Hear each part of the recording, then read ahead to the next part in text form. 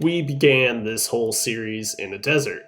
And here at episode 5, I think it's time to go to the entire opposite end of the spectrum and cool things down a little bit with a snowy biome. I've gotten a number of requests to do a snow biome of some sorts, and I was surprised and happy to see some requests for a snowy taiga, which is something I had been planning on doing for quite some time anyway. This biome is very much classic Minecraft. It's one of the earliest biomes introduced in the game. There's so many unique tree variants, and I think those especially are going to translate really well into LEGO bricks.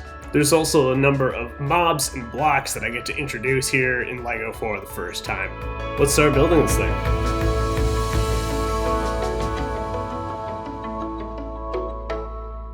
We'll be building off our familiar formula of 8x8 block modules. This time I've got 2 together for a total of 8x16 blocks, or 32x16 studs. We've built bases like this plenty of times before, so I won't show you again. We're gonna get straight to tiling this thing off. I've included a little pond. I'm gonna put tan bricks around that, and I'm putting jumpers on top because they will be covered by snow. This module will be to the right of the village, so I want some regular 2x2 green tiles and jumpers to match up with the plains biome there. However, for the taiga biome itself, I'll be using sand green, which is just a great match. Most of this, of course, will be covered in snow anyway, but there's going to be a few points where grass will be sticking through, and I also want to, of course, have sweet berry bushes, which is one of the unique things that a taiga biome has. We'll be having 2 spruce trees here, and of course the ground underneath them will not be covered by snow, so we'll still have plenty of sand green poking through in this build. One thing I kind of forgot while building this is that snow behaves differently on grass blocks than other blocks. It actually changes the texture of the grass block entirely, meaning there's snow visible down the sides of the block as well. So I want to make sure the visible sides of any of these blocks that have snow on top also have snow on the sides. So I'm swapping out a lot of the sand green that I had there originally and replacing it with white plates instead. And on top of these, I'll just put a ton of 2x2 white tiles. I also ran out of 2x2 sand green tiles. They're like super expensive and not available on Bricks and Pieces right now. Pick a brick, whatever it's called. Snow, like I said, is going to be pretty simple. 2x2 tiles. I'll be covering the sand and then all of the studded surfaces that are left on the build. That means that this tile of snow will stand 1 plate higher than a typical block, trying to match the in-game effect where snow stands just a little taller. I guess if I was really crazy, I should have done this on the offset with the bracket, but this will have to do. We'll place in our tall grass for the plains biome, and then we're ready to move on to the trees. This biome gives us all sorts of trees to choose from, so it'll be very easy to do an expansion in the future. I'll be doing 2 relatively normal, common-looking ones. I want to break down that process as best I can.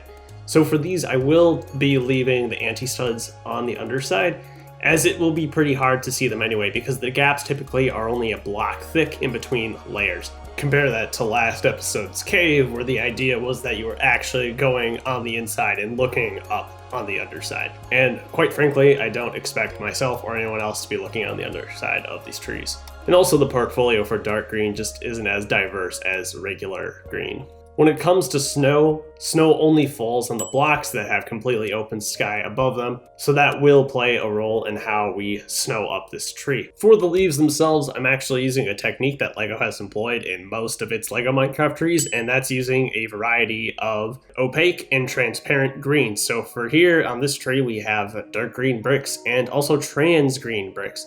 Of course, in the game, you can kind of see through leaves, and that's the effect they are going for, and I think it just adds a nice bit of variety without using up way too many parts. Of course, I have a bunch of LEGO Minecraft sets, so I've got a lot of these trans green bricks sitting around, which is perfect for a build like this. On the inside, that basically means I'm using regular green bricks, so in the parts that you can see through, you're still seeing green, you're not seeing something like yellow on the inside or something more obnoxious.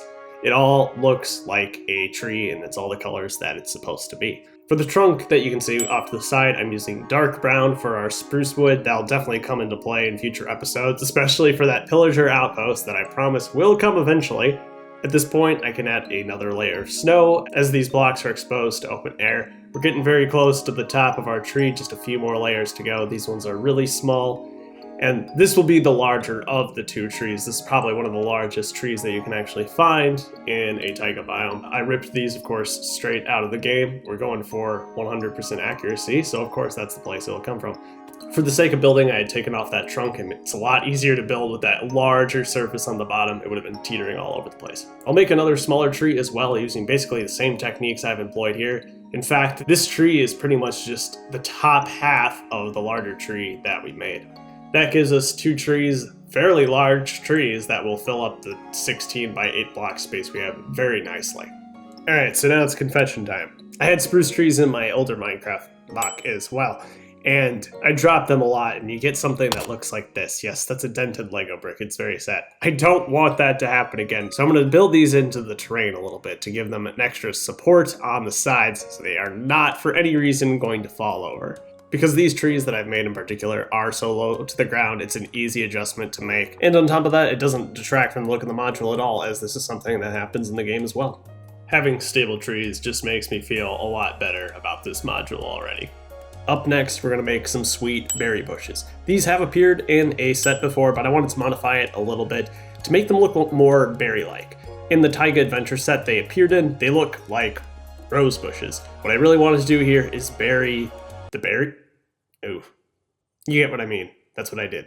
Using a mixture of 3-pronged stems and 6-pronged stems allowed me to create a look that was a little more busy and allowed the berries to be hidden away a little more effectively. For the landscape itself, all that's left to add is the ice, and the only reason I'm adding this last is because it was the last part of the bricklink order to come. All I'm doing is putting regular transparent tiles on top of, is it medium blue? Sky blue?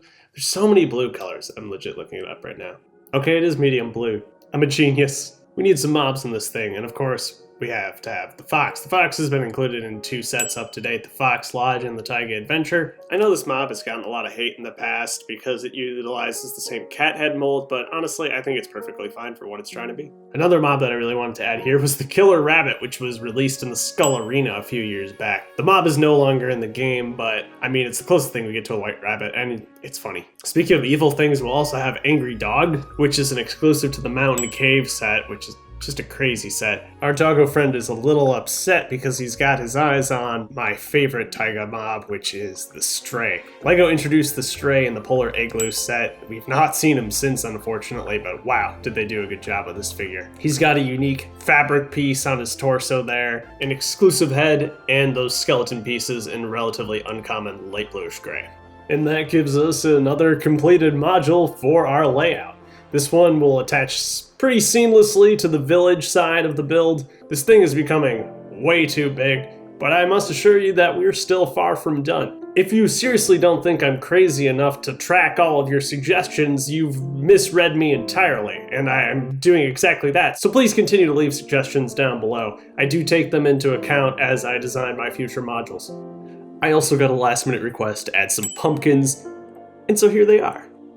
Thank you so much for watching. Next up is going to be a Mesa Badlands that we will attach to the opposite side of the model on the desert. It's probably one of my favorites yet, so I'm very excited to showcase that one. And as always, have a great life. I'll see you next time.